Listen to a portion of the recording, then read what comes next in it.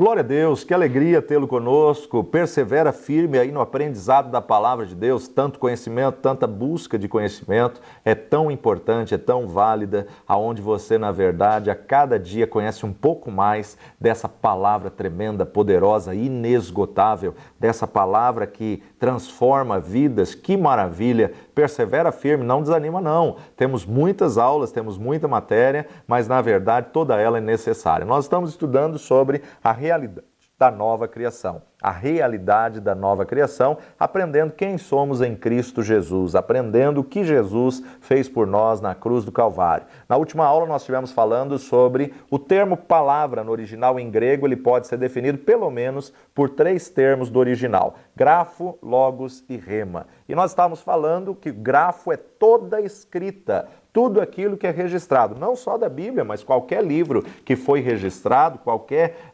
texto que foi passado, seja para um tablete de barro, seja para um códice, para um pergaminho, seja para um papel, um papiro, qualquer texto que foi registrado, isso é grafo. Agora, logos é a vontade plena, a vontade suprema de Deus, a vontade boa, perfeita e agradável, a vontade absoluta e soberana do nosso Deus é logos. E logos é o próprio Jesus que veio em carne e sangue, é o próprio verbo que se fez carne e habitou entre nós, porque o verbo é a palavra. O que é verbo? Verbo é uma palavra em ação, né? Verbo é a palavra em ação. Então a importância de nós entendermos que Logos é o próprio Senhor. E terminamos aí em Logos na última aula, hoje nós vamos estar falando sobre Logos e vamos estar iniciando também sobre a palavra Rema. Rema é uma revelação pessoal, intransferível e imutável. Mas voltando aí ao Logos, nós temos que o próprio Jesus ensinou sobre a parábola do semeador. O próprio Jesus ensinou a parábola do semeador.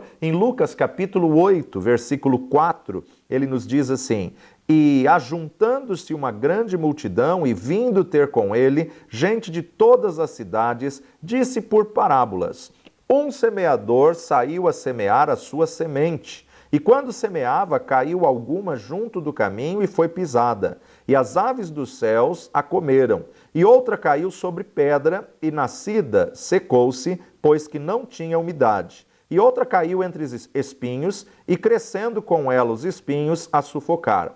E outra caiu em boa terra, e nascida produzia fruto. E nascida produziu fruto 100 por 1. Dizendo ele essas coisas, clamava: quem tem ouvidos para ouvir, que ouça. E os seus discípulos o interrogaram, dizendo: que parábola é essa? E ele disse: a vós vos é dado conhecer os mistérios do reino de Deus, mas aos outros por parábolas, para que vendo não vejam e ouvindo não entendam.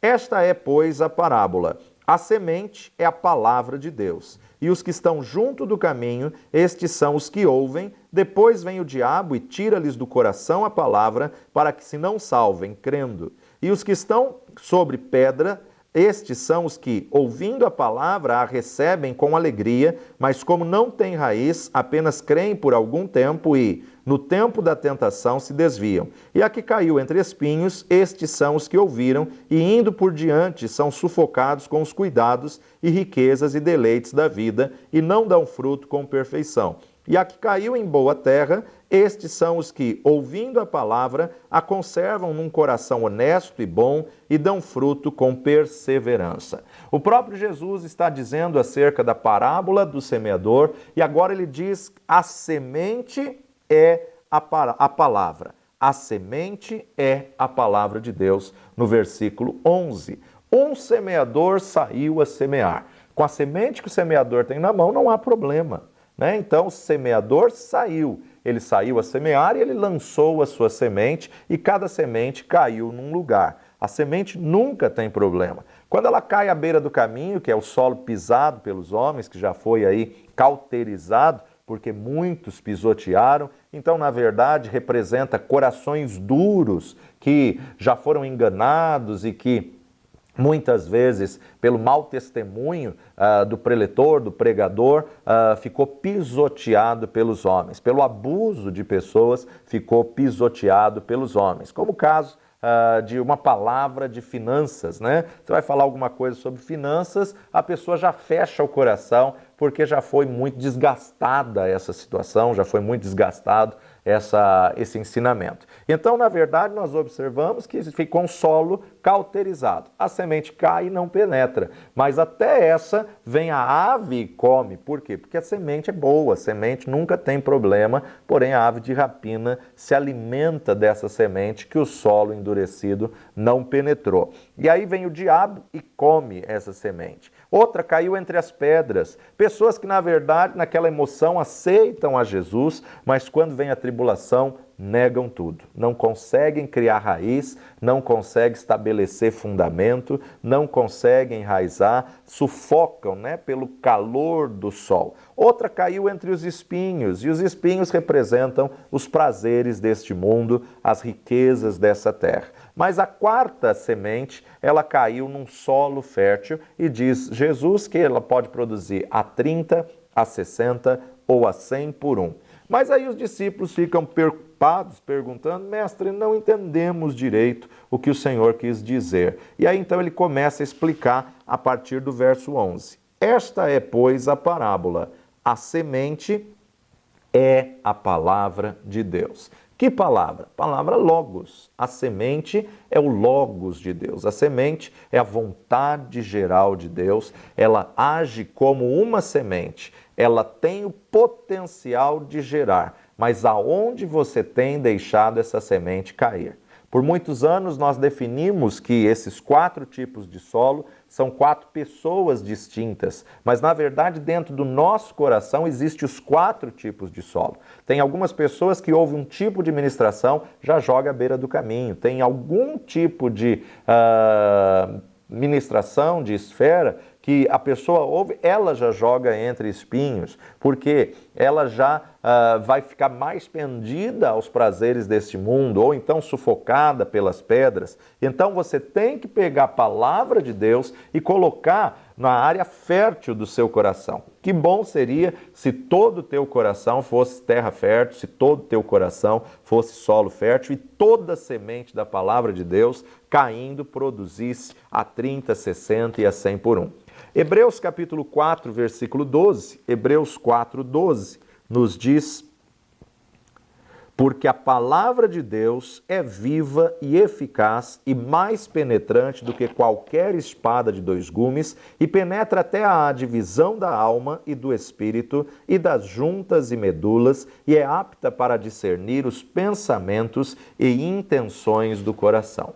A palavra de Deus é viva e eficaz. O Logos de Deus é algo vivo e que penetra, algo vivo e que, na verdade, divide. Ou seja, não é uma palavra de homens, mas é uma palavra de Deus cheia de poder. Agora nós vamos fazer aí um paralelo, uma combinação de João capítulo 1, essa tremenda revelação que João teve acerca da vinda de Jesus, mas vamos fazer um comparativo disso com Gênesis capítulo 1. Se você tem a sua Bíblia, você pode dobrar e ler os dois ao mesmo tempo assim. Então nós podemos observar o quê? João capítulo 1 e Gênesis capítulo 1. É interessante vermos o paralelo aqui do texto mosaico, quando Moisés vai definir acerca da criação de todas as coisas, da criação do universo. Defendemos, e já explicamos em outras matérias, da doutrina do intervalo, da teoria do intervalo,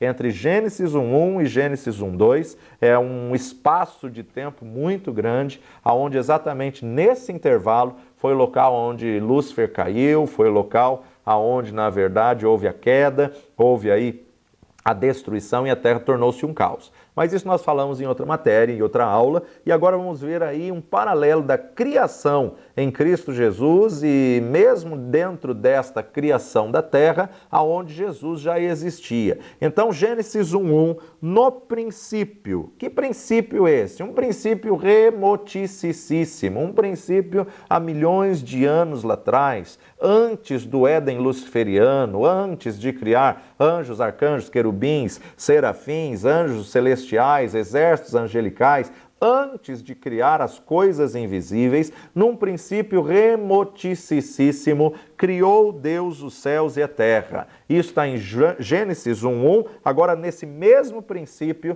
está João 1:1. Nesse mesmo princípio era o Verbo, e o Verbo estava com Deus, e o Verbo era Deus. Ele, quem? Jesus, o Logos, o Verbo, a palavra, já estava no princípio com Deus. Gênesis 1:2. E a terra era sem forma e vazia, e havia trevas sobre a face do abismo, e o Espírito de Deus se movia sobre a face das águas. E disse Deus: haja luz, e houve luz. Veja, João capítulo 1, versículo 3, todas as coisas foram feitas por ele, e sem ele nada do que foi feito se fez. Nele estava a vida, e a vida era a luz dos homens, e a luz resplandece nas trevas, e as trevas não a compreenderam. Nós podemos ter uma interpretação aqui muito interessante, porque se o homem foi criado do pó da terra, o homem que Deus fez à sua imagem e à semelhança,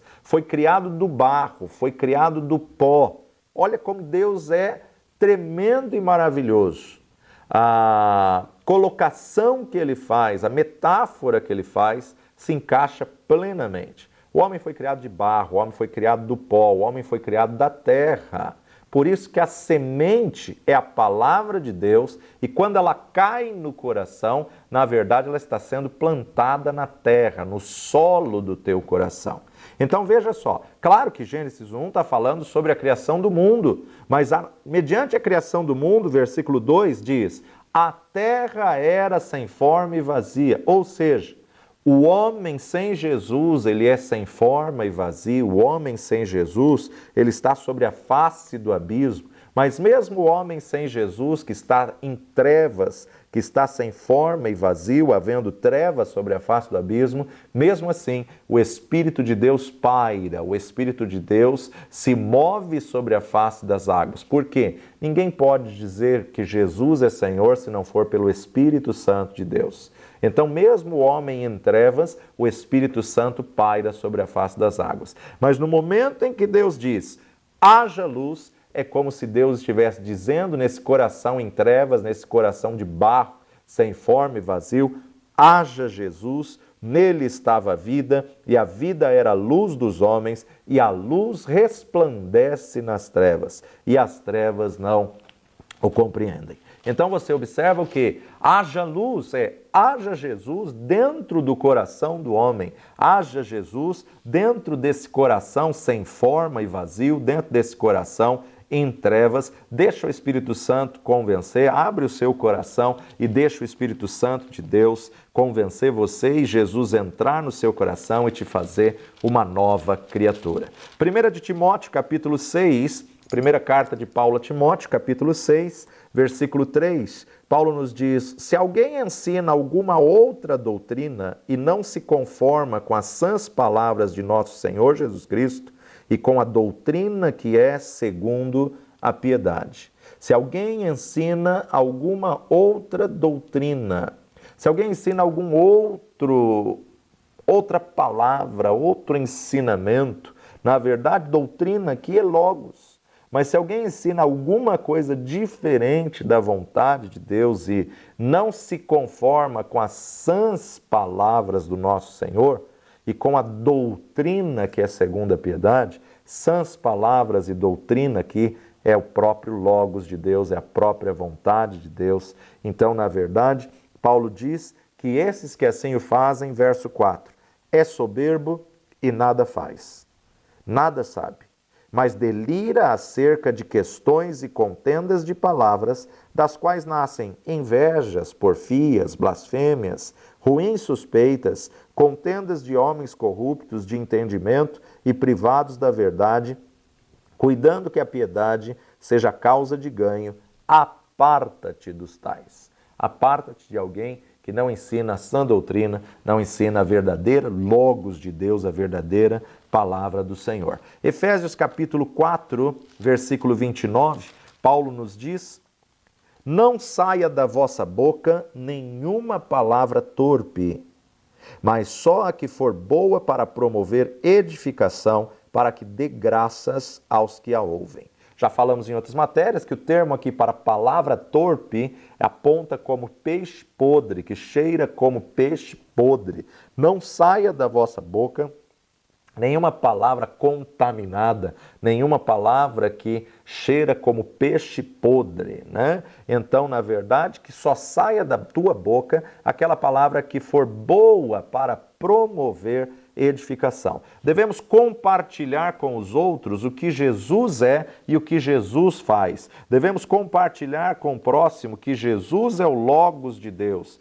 que Jesus é o Verbo que se fez carne. Devemos compartilhar mediante a ordenança da grande comissão. Mateus capítulo 28, verso 19 e 20. Portanto, ide, ensinai todas as nações, batizando-as em nome do Pai, do Filho e do Espírito Santo, ensinando-as a guardar todas as coisas que eu vos tenho mandado. E eis que eu estou convosco todos os dias, até a consumação dos séculos. Amém. Marcos, numa passagem correlata, ele já vai dizer em Marcos capítulo 16, de 15 a 18, e disse-lhes: ide por todo o mundo e pregai o evangelho a toda criatura. Quem crer e for batizado será salvo, mas quem não crer será condenado. E estes sinais seguirão os que crerem. Em meu nome expulsarão demônios, falarão novas línguas, pegarão nas serpentes, e se beberem alguma coisa mortífera, não lhes fará dano algum, e imporão as mãos sobre os enfermos e os curarão. Em meu nome imporão as mãos sobre os enfermos e os curarão. Então, Logos é a vontade geral de Deus. Grafo é a escrita, o registro, mas Logos, a vontade geral. E rema? Rema é a palavra revelada. Rema aponta para revelação. Rema aponta para a palavra pessoal. Uma revelação de Deus pessoal e específica no seu coração. Uma revelação imutável. Aquilo que é rema para você pode não ser rema para a pessoa que está do teu lado. Somente o Espírito Santo de Deus pode falar coletivamente num culto, num auditório, falar a toda aquela multidão que está ali no culto, falar de uma maneira logos e destacar rema em alguma parte da mensagem como uma revelação pessoal específica para alguém. É interessante nós fazermos um feedback de cada culto e pegarmos as pessoas que estão saindo do culto e perguntarmos o que Deus falou com você hoje. Cada pessoa vai ter uma resposta diferente, cada pessoa vai destacar um trecho da mensagem que foi rema pessoal para ela, que o Espírito Santo tratou, penetrou, que o Espírito Santo entrou. Então, o que é rema? Rema são textos pessoais revelados pelo Espírito Santo que se torna vida, né? que acontece na nossa vida, usado na hora de necessidade, que flui em nosso espírito de uma maneira poderosa. Por exemplo, eu conheço o Logos de Deus, eu conheço a vontade plena de Deus, a vontade soberana de Deus é curar.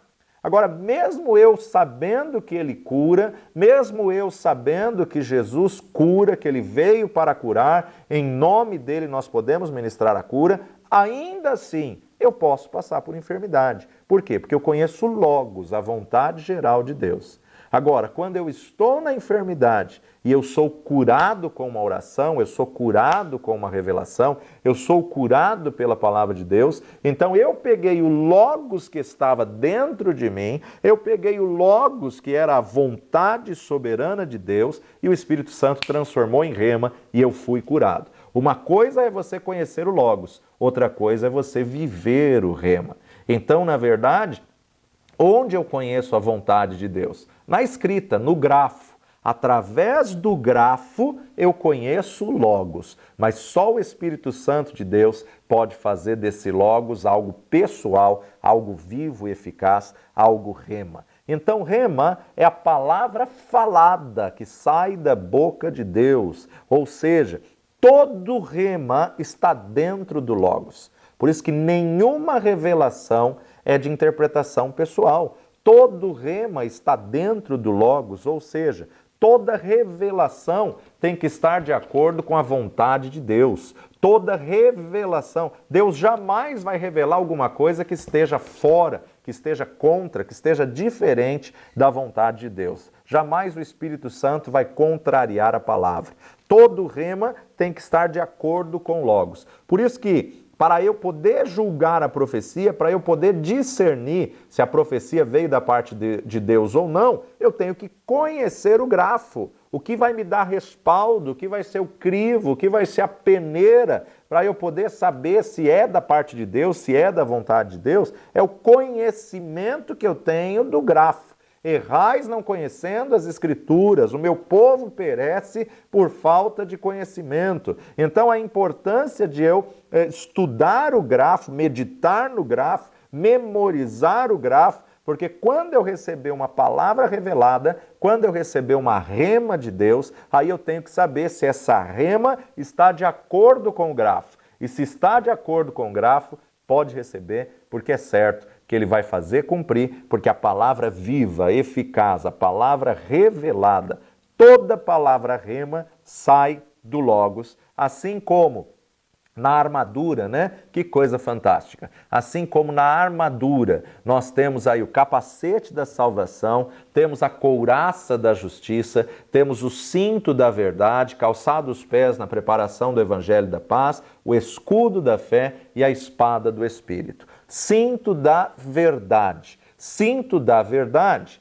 é a palavra Logos. Cinto da verdade é a vontade de Deus. E espada do Espírito é a palavra rema. Olha que coisa tremenda. A espada fica aonde? Fica embanhada no cinto. Da onde você tira a espada? Desembainha do cinto. O cinto é Logos, a espada é rema, ou seja, todo rema tem que sair do Logos. Assim como o soldado tira a espada do cinto, assim também Deus tira a rema do Logos, que é a vontade suprema do Senhor. Então, é a palavra que fala de textos pessoais revelados pelo Espírito Santo, usado nas horas de necessidade, nas horas de crise, uma palavra que vem ao teu coração, que brota, que o Espírito Santo traz ao teu espírito, uma palavra específica, pessoal, numa hora de necessidade para uma pessoa. Quando ela é para uma pessoa, ela é específica e intransferível, ou seja, quando o anjo de Deus veio trazer a rema para Maria, Maria, tu conceberás e darás à luz a um filho, teu nome serás Jesus. Isso foi uma revelação rema só para Maria.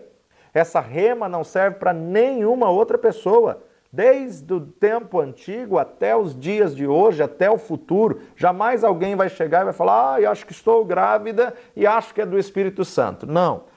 Eu fui buscar uma confirmação e Deus me deu esse texto nos evangelhos. Não, de maneira nenhuma. Nós temos que entender que essa rema foi pessoal, intransferível e só para Maria. Só Maria recebeu essa rema. Tu conceberás e darás à luz. Como se dará isto, visto que eu não tenho relação com homem?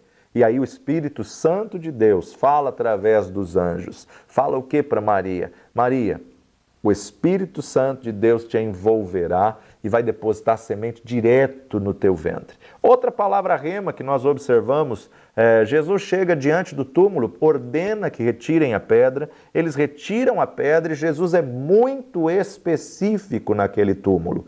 Jesus diz: Lázaro, vem para fora. Porque se o Senhor não determinasse uma rema pessoal, os mortos que estavam ali, não importa quanto tempo fazia que estavam sepultados, todos sairiam. Mas Jesus foi específico. Lázaro, vem para fora. A rema foi específica para Lázaro. Uma palavra diretiva, uma palavra intransferível. Pedro está junto com os discípulos no barco, no meio de uma grande tempestade, e Pedro grita: é um fantasma. Não, Pedro, sou eu, sou Jesus. Senhor, se és tu, manda-me ir ter contigo por cima das águas. Eu costumo dizer que Pedro não andou sobre as águas. Pedro andou sobre a rema de Jesus. A rema de Jesus que criou a ponte. A rema de Jesus que criou, na verdade, condições de Pedro andar. Pedro exigiu, Pedro extraiu de Jesus uma rema. Senhor, se és tu, manda-me ir ter contigo por cima das águas. E veja que a palavra de Jesus foi bem específica, pessoal e diretiva. Pedro, vem. Pedro, vem. Qualquer outro discípulo que colocasse o pé para fora do barco afundaria na hora. Mas o texto diz que Pedro andou e andou uma grande distância até se encontrar com Jesus. Mas na hora que ele estava se aproximando do mestre, sentindo o vento forte, começou a afundar. Muitas pessoas só enfatizam que Pedro afundou e não enfatizam, gente, ele andou, ele quebrou as leis da física e ele andou sobre a palavra de Deus. Que palavra? A rema de Jesus, a rema que saiu da boca de Jesus. Um mesmo culto, uma pessoa pode receber rema e o outro logos. Uma pessoa pode receber uma revelação pessoal e intransferível e as outras que estão ao redor, conhecimento, conhecer a vontade de Deus. Nem tudo aquilo que é falado no culto é rema na tua vida. A rema testifica no teu espírito. Quando vem a rema de Deus, você sente que é para você, há um tremor e temor na tua vida. O Espírito Santo testifica no teu espírito e você começa a tremer em temor e tremor, porque você sabe que aquilo é uma palavra diretiva, é uma palavra pessoal. Somente o Espírito Santo de Deus é que tem condições de falar coletivamente e individualmente ao mesmo tempo. Só o Espírito Santo pode fazer isso. Efésios capítulo 6, onde Paulo vai falar acerca da armadura de Deus, versículo 17, Paulo nos diz assim: tomai também o capacete da salvação e a espada do Espírito, que é a palavra de Deus. A espada do Espírito representa a rema. O Logos é o cinto da verdade. Verdade, a tua palavra é a verdade. Agora, aqui, a espada do Espírito, a rema, ela vai penetrar. Mas é diferente, não é o mesmo do que nós já lemos em Hebreus, capítulo 4, versículo 12, que diz, porque a palavra de Deus é viva e eficaz, mais penetrante do que qualquer espada de dois gumes, e penetra até a divisão da alma e do espírito, das juntas e medulas, e é apta para discernir pensamentos e intenções do coração. Aqui é Logos, porque está falando de uma vontade geral de Deus. Agora, interessante que no original, essa palavra aqui no grego é machaira, machaira. E machaira significa uma espada pequena, uma espada de 30 ou 40 centímetros. Era uma espada específica, era uma arma poderosíssima dos dias do escritor de Hebreus, uma arma poderosíssima naquele contexto romano. Ou seja, quando havia o confronto face a face, tete a tete, o soldado usava machaira, o soldado usava uma espada de 2 fios, ou rabo de peixe, ou 2 pontas. E essas 2 pontas que o soldado, num confronto tete a tete, enfiava no ventre do adversário, e quando ele enfiava no ventre do adversário, ele torcia o cabo dessa espada para que aqueles 2 fios pudessem entrelaçar todos os órgãos da onde ela tinha pego, e aí ele puxava fora e arrancava os órgãos dessa pessoa através dessa machaira, através dessa espada. Quando você tem a rema, ninguém segura. É uma espada nas mãos do servo de Deus. A palavra é penetrante, ou seja, você acaba com as artimanhas de Satanás, ninguém te detém. É uma espada espiritual, mas é poderosa. Então aqui, mais no sentido de confronto com o inimigo. Logos é o geral, Logos é uma semente, é o esperma, é o sêmen, ou seja, se ele cair no chão, se não morrer, não dá fruto. Agora a rema não. Rema, ela é poderosa para vencer, poderosa para poder trazer transformação. O poder que ela tem na sua boca, quando você não tem a rema, é fácil o inimigo lançar dúvidas no teu coração. Quando você tem uma rema, você se torna irremovível. Por quê? Porque você recebeu uma palavra direta de Deus, Deus falou diretamente com você e nada e ninguém te move daquela convicção. A rema traz convicção, a rema gera fé, de sorte que a fé vem pelo ouvir e ouvir a rema de Deus. Quando Deus te diz, faça isso, você agarra essa verdade e você se torna irremovível em cima dessa convicção que gerou certeza, gerou fé, gerou convicção das coisas que não se veem. Então, na verdade, o que vai gerar a fé na tua vida é a rema. Vai trazer a certeza da vitória. Então você extrai rema do logos. Nunca será o contrário. Porque logos ou grafo, na verdade, o grafo já foi escrito e o grafo, uma vez que foi registrado, é imutável. Por isso que Deus não muda a sua palavra e zela em cumprir a sua palavra. Por quê? Uma vez que ele registrou, o grafo não muda mais. Agora, o logos é o conhecer a vontade de Deus através do grafo. Mas o rema é a revelação pessoal específica, diretiva e intransferível. Então a rema é a espada do Espírito, é a palavra que vem a nós. Pedro vem, né? Vamos ler esse texto em Mateus capítulo 14, verso 22. Jesus anda por cima do mar. E logo ordenou Jesus que os seus discípulos entrassem no barco e fossem adiante para a outra banda, enquanto despedia a multidão.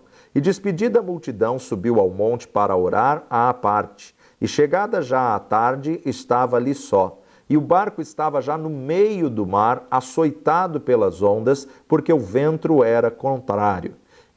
Mas à quarta vigília da noite, dirigiu-se Jesus para eles, caminhando por cima do mar. E os discípulos, vendo-o caminhar sobre o mar, assustaram-se, dizendo, é um fantasma, e gritaram com medo. Jesus, porém, lhes falou logo, dizendo, tende bom ânimo, sou eu, não temais. E respondeu-lhe Pedro e disse, Senhor, se és tu, manda-me ir ter contigo por cima das águas. E ele disse, vem. E Pedro, descendo do barco, andou sobre as águas para ir ter com Jesus. Mas sentindo o vento forte, teve medo e, começando a ir para o fundo, clamou, dizendo, Senhor, salva-me. E logo Jesus, estendendo a mão, segurou-o e disse-lhe, homem de pequena fé, por que duvidastes? E quando subiram para o barco, acalmou o vento. Então aproximaram-se os que estavam no barco e adoraram-no, dizendo, és verdadeiramente o Filho de Deus. E tendo passado para a outra banda, chegaram à terra de Genezaré. Então nós observamos aqui que texto tremendo, que texto maravilhoso. Jesus tinha uma missão a fazer, na verdade, ele sobe, ele vai orar e ele diz aos discípulos, podem indo na frente, interessante a gente observar isso, né? Peraí, eles estavam com barco e Jesus diz, podem indo na frente, como que Jesus iria, né?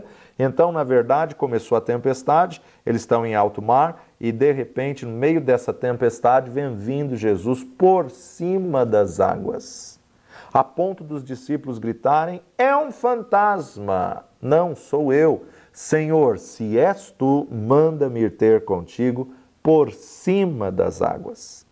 O diabo fará de tudo para tentar tirar você da esfera do Espírito. Satanás fará todas as coisas. Por quê? Quando você está no Espírito, você recebe a rema e você usa a rema. Você recebe uma revelação pessoal e você usa essa revelação pessoal. Mas quando você está na carne, aí você usa o conhecimento. Aí você usa o logos, aquilo que você conhece, o geral. Mas quando você está no Espírito, aí o Espírito Santo é que te traz a revelação da palavra. Vamos ver a tentação de Jesus. Mateus capítulo 4, versículo 4, nos diz assim, ele, porém, respondendo, disse, está escrito, nem só de pão viverá o homem, mas de toda palavra que sai da boca de Deus. O que Jesus está dizendo aqui a Satanás que estava o tentando no deserto?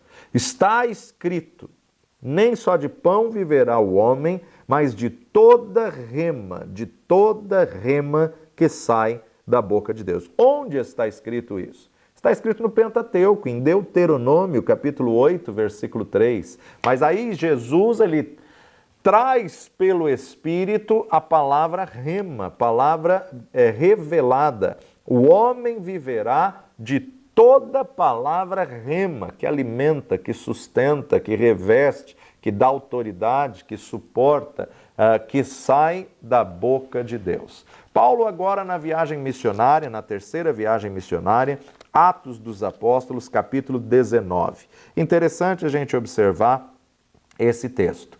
Atos, capítulo 19, versículos de 1 a 16. A terceira viagem missionária de Paulo, Paulo prega o evangelho em Éfeso, tumulto excitado por Demétrio. E sucedeu que, enquanto Apolo estava em Corinto, Paulo, tendo passado por todas as regiões superiores, chegou a Éfeso e, achando ali alguns discípulos, disse-lhes: Recebestes vós já o Espírito Santo quando crestes? E eles disseram-lhe: Nós nem ainda ouvimos que haja o Espírito Santo. Perguntou-lhes então: Em que sois batizados então? E eles disseram: No batismo de João. Mas Paulo disse: Certamente João batizou com o batismo do arrependimento, dizendo ao povo que cresce no que após ele havia de vir, isto é, em Jesus Cristo. E os que ouviram foram batizados em nome do Senhor Jesus. E impondo-lhes Paulo as mãos, veio sobre eles o Espírito Santo, e falavam em línguas e profetizavam. Estes eram ao todo uns 12 varões. E entrando na sinagoga, falou ousadamente por espaço de 3 meses, disputando e persuadindo-os acerca do reino de Deus. Mas como alguns deles se endurecessem e não obedecessem, falando mal do caminho, perante a multidão, retirou-se deles e separou os discípulos, disputando todos os dias na escola de um certo tirano. E durou isso por espaço de 2 anos, de tal maneira que todos os que habitavam na Ásia ouviram a palavra do Senhor Jesus, tanto judeus como gregos. E Deus, pelas mãos de Paulo, fazia maravilhas extraordinárias, de sorte que até os lenços e aventais se levavam do seu corpo aos enfermos, e as enfermidades fugiam deles, e os espíritos malignos saíam. E alguns dos exorcistas judeus ambulantes tentavam invocar o nome do Senhor, Jesus, sobre os que tinham espíritos malignos, dizendo: Esconjuro-vos por Jesus a quem Paulo prega. Os que faziam isso eram 7 filhos de Seva, judeu, principal dos sacerdotes. Respondendo, porém, o espírito maligno disse: Conheço a Jesus e bem sei quem é Paulo. Mas vós, quem sois? E saltando neles o homem que tinha o espírito maligno, e assenhorando-se de 2, pôde mais do que eles, de tal maneira que nus e feridos fugiram daquela casa. Vemos aqui que os filhos de Deus são conhecidos nos céus, na terra e até no inferno pelos demônios. Conhecemos a Paulo e bem sabemos o Jesus que ele prega, mas e vocês quem são? 7 irmãos, filhos de Sevas, filhos de um sacerdote Seva, e na verdade queriam usar a autoridade do nome de Jesus que Paulo tinha e que eles não tinham. Deus não tem compromisso com quem não quer um compromisso com ele. Deus não tem comprometimento com quem não tem Jesus como Senhor e Salvador. E aí então eles tentaram exorcizar aquele endemoniado: esconjuro-vos por Jesus a quem Paulo prega. O endemoniado pegou 2 deles, surrou eles, arrancou a roupa, saíram nus ali daquela casa, saíram nus daquela situação e envergonhados. Por quê? Porque embora eles estavam conhecendo o que Paulo estava pregando, eles não tinham rema, eles não tinham uma revelação pessoal. A revelação que Paulo tinha era dele, era pessoal, era tremenda. Os outros não tinham. Romanos capítulo 10, versos 8 a 13. Mas que diz? A palavra está junto de ti, na tua boca e no teu coração. Esta é a palavra da fé que pregamos, a saber, se com a tua boca confessares ao Senhor Jesus e em teu coração creres que Deus o ressuscitou dos mortos, serás salvo. Visto que com o coração se crê para a justiça e com a boca se faz confissão para a salvação. Porque a Escritura diz: todo aquele que nele crer não será confundido. Porquanto não há diferença entre judeu e grego, porque um mesmo é o Senhor de todos, rico para com todos os que o invocam. Porque todo aquele que invocar o nome do Senhor será salvo. Então, a palavra da fé, a palavra rema, pessoal, intransferível, a palavra que sai da boca como rema na boca e creu no coração, né? Aquela palavra que Pedro e João, subindo à hora da oração, diz: não tenho ouro nem prata, mas do que tenho dentro de mim, do que tenho no meu espírito, em o nome de Jesus Cristo eu te ordeno, levanta e anda. Então a palavra que está na mente, ela é logos. A que está no coração, ela é rema. Logos é conhecimento, logos é memória, lembrança, mente. Mas rema é a que sai do teu espírito e a que brota em concordância com o logos. Agora, quando Deus fala, gera fé. Quando Deus fala, a revelação, a rema, traz fé, o firme fundamento. Romanos 10:17. De sorte que a fé vem pelo ouvir e o ouvir pela palavra de Deus. Que palavra é essa? Palavra rema. A fé não vem ao conhecer o grafo, porque tem muitos professores de história aí que são ateus e até dão aula da história bíblica, mas não creem. Então a fé não vem da escrita, a fé não vem da história, a fé não vem do conhecimento humano. Paulo falou lá no começo da nossa primeira aula, nós estivemos lendo, de uma inteligência espiritual. A fé vem do Espírito, a fé vem de ouvir a rema de Deus. Quando você ouve a rema de Deus, isso gera fé. Então, na verdade, não adianta você orar: Senhor, aumenta minha fé, me dá fé. Esse tipo de oração Deus não responde. Por quê? Ele mostrou o princípio de como a fé é gerada e de como a fé vem. Quando eu dou ouvidos à palavra de Deus e ouço uma rema de Deus, quando a palavra de Deus é rema, ela gera fé no nosso coração. Deus é um Deus que fala de diversas maneiras. Deus pode falar num louvor, Deus pode falar numa oração, Deus pode falar num estudo da palavra, Deus pode falar diretamente através da sua palavra, Deus pode falar nas pregações, qualquer forma de Deus falar. Puxa, Deus falou comigo através desse louvor. Pode ser uma rema, sim. Isso vai gerar fé dentro de você. A fé vem pelo dar ouvidos à rema de Deus, a palavra rema de Deus. Deus é o Deus que tem todo o poder e Deus libera esse poder através da sua palavra. Quando Deus fala, ele libera o seu poder. Interessante que o escritor de Hebreus, capítulo 1, versículo 3, ele vai nos dizer: o qual, sendo o resplendor da sua glória e a expressa imagem da sua pessoa, e sustentando todas as coisas pela palavra do seu poder, havendo feito por si mesmo a purificação dos nossos pecados, assentou-se à destra da majestade nas alturas, sustentando todas as coisas pela palavra, né? Isso é maravilhoso, nós observarmos uma terra de toneladas e toneladas e toneladas flutuar aí no espaço, flutuar aí no sistema solar, porque Deus sustenta pela palavra do seu poder. Sabemos que tem as leis cósmicas aí da atmosfera e, na verdade, da gravidade, e nós entendemos que quem ordenou essas leis, quem mantém essas leis, é a palavra do poder de Deus. A palavra que estabeleceu: a semente vai produzir segundo a sua espécie, o qual, sustentando todas as coisas pela palavra do seu poder, Deus tem poder de fazer, de liberar a palavra falada da forma como Ele quer. Tanto é que esse próprio escritor de Hebreus, no capítulo 11, verso 3 de Hebreus, ele diz: pela fé, entendemos que os mundos foram criados pela palavra de Deus. Foram criados de maneira que aquilo que se vê não foi feito do que é aparente. Pela fé, entendemos que os mundos, pela palavra de Deus, foram criados, de maneira que aquilo que se vê não foi feito do que é aparente. Mundos aqui não significa que existe vida fora da Terra, não.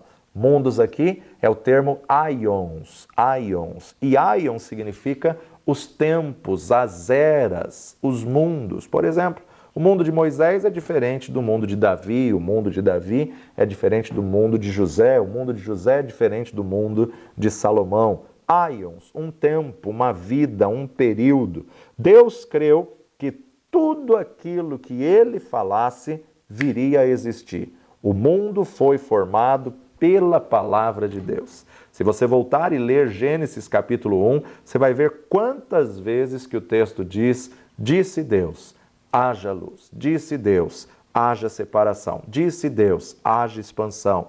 Quando Deus fala, ele está liberando um poder criativo. Ele está liberando um verbo, haja. E um poder com efeito de idealização. Toda palavra que sai da boca de Deus, ela não volta para ele vazia sem antes fazer o que lhe apraz. Então a importância de nós entendermos que tudo aquilo que Deus falou, o inferno queira ou não, vai se cumprir. Porque ele é Deus, ele é Criador, ele é Senhor. E o que eu tenho que entender? Eu estudo o grafo para conhecer o Logos. E à medida que eu estudo o grafo, eu vou conhecendo mais e mais o Logos. E à medida que eu sei o Logos, o Espírito Santo vai tornar rema para aquilo que for uma revelação pessoal, intransferível, imutável das nossas vidas. Jesus era o Logos de Deus, a palavra que encarnou e veio até nós, o verbo que veio até nós, e tudo que saía da boca de Jesus era rema. Isso é muito interessante, isso vale a pena você memorizar e a gente encerrar essa aula com essa grande verdade. Jesus, que é o Logos de Deus, pega o grafo e faz em rema.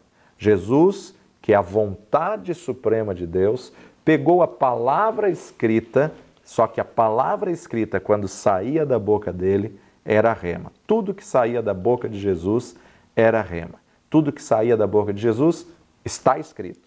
E por aquilo que estava escrito, ele tornou vivo e eficaz. Então Jesus, que é o Logos, pega o grafo e faz em rema nas nossas vidas. Que Deus te abençoe poderosamente, fique conosco, não perca nenhuma aula, assista cada uma delas, não pule nenhuma. Vale a pena você ouvir, meditar, fazer aí os nossos exercícios que temos aí na plataforma e também analisar junto com o PDF, que é o resumo de cada aula. Que Deus te abençoe poderosamente, no nome de Jesus. Até a próxima.